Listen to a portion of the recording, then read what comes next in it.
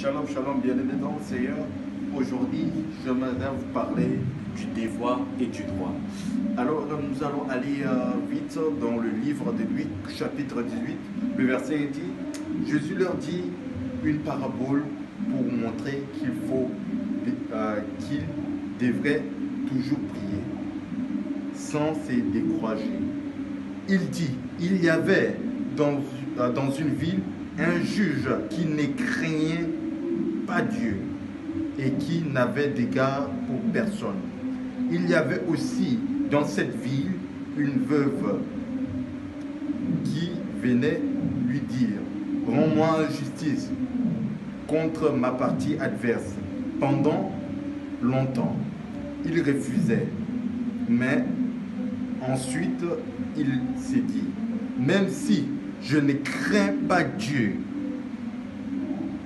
même si je ne crains pas Dieu, oui, et n'ai d'égard pour personne, puisque cette veuve me fatigue, je vais lui rendre justice, afin qu'elle ne vienne pas sans cesse me déranger.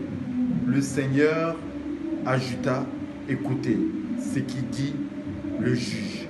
Un juge et Dieu ne fera-t-il pas justice à ceux qui a choisi et qui craint à lui jour et nuit? Les fera-t-il attendre? Je vous le dis. Et il leur dit, fera rapidement justice. Mais quand le Fils de l'homme viendra, trouvera-t-il la foi sur la terre? Alléluia. Aujourd'hui, j'aimerais partager de quelqu'un qui a la foi. Aujourd'hui, j'aimerais partager quel est ton droit en tant que celui qui a la foi et quel est ton devoir en tant que celui qui a la foi.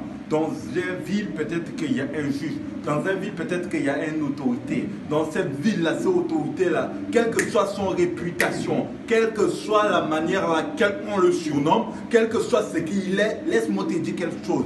Tout ton problème, tous tes problèmes, sache que d'abord toi, même si lui il est juge, même si lui il est président, même si lui il est roi, sache que toi tu as quelqu'un qui s'appelle le juge par excellence. Tu as quelqu'un qui s'appelle aussi le roi des rois. Tu as quelqu'un qui s'élève, tu as quelqu'un qui est au-dessus de toutes choses et cette personne-là s'appelle Jésus-Christ de Nazareth. Comme cette personne s'appelle Jésus-Christ de Nazareth, cette personne, la Bible déclare de gloire en gloire, il te ramène. Si de gloire en gloire, Dieu te ramène, ça veut dire que quelle que soit la réputation de ce juge, quel que soit l'état d'esprit de ce juge, il va être quoi, une source de bénédiction pour toi. Mais si tu veux que ce juge devienne une source de bénédiction pour toi, toi-même tu dois comprendre d'abord quel est ton droit. La veuve savait que non, c'était son devoir de prier, c'était son devoir de croire, c'était son devoir encore d'aller insister. Mais elle savait aussi que c'était son droit pour qu'on la rende justice. Parce que l'éternel Dieu, Jésus-Christ, parce que le roi des rois, le juge des juges a approuvé, le juge des juges a fait justice à cette veuve. Donc, c'est-à-dire qu'elle avait gagné déjà. Dieu a dit déjà oui pour elle. Toi aussi, Dieu dit oui pour toi. Quelles que soient les décisions qu'on a prises sur toi, quel que soit combien de fois tu es parti peut-être pour tes papiers, combien de fois peut-être tu es parti pour qu'on te rende juste un service, tout le temps, vers les assistants sociaux, vers les ceci, cela, mais on ne te rend pas, mais un jour seulement, ils vont se dire qu'ils doivent te rendre justice parce que tu connais tes devoirs, parce que tu connais tes droits, ils doivent te rendre justice. Peut-être que tu vas postuler pour trouver du travail, tu n'en trouves pas, mais un jour le patron va dire que non, c'est lui là pour qu'il arrête de me déranger, pour qu'il vienne tout le temps, je dois finir par lui donner du travail. Laisse-moi te choquer. Laisse-moi te choquer. Et il va t'appeler pour approuver le travail parce que quoi? Parce que c'était ton droit de prier dans le secret, c'est ton droit de croire, mais c'est aussi ton devoir d'aller tout le temps. C'est aussi ton devoir d'aller tout le temps, sans cesse, tout le temps, sans cesse d'aller. Ça ne marche pas, tu crois et tu recommences. Ça ne marche pas, tu crois et tu recommences.